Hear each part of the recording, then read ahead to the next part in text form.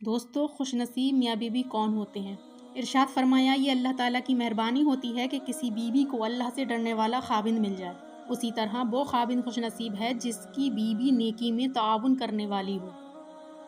دوستو، نمک کی طرح کڑوی بات کہنے والا ہی سچا دوست ہوتا ہے۔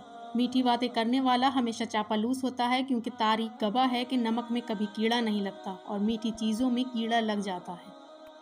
دشمن بنانے کے لیے ضروری نہیں کہ آپ کسی سے لڑائی کریں، بس حق اور سچ بولیں۔ بے شمار دشمن آپ کو اپنے خاندان میں ہی مل جائیں گے۔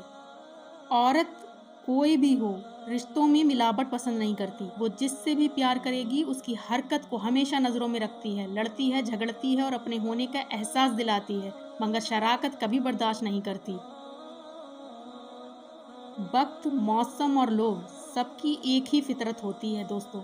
کب کون کہاں بدل جائے پتہ ہی نہیں چلتا۔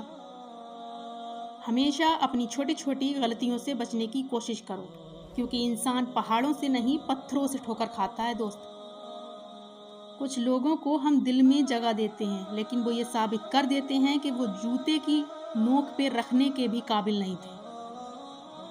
دنیا اگر ہاتھ سے نکل جائے تو بندہ غریب ہو جاتا ہے، اور یہی دنیا اگر دل سے نکل جائے تو بندہ بلی ہو جاتا ہے۔ I am right؟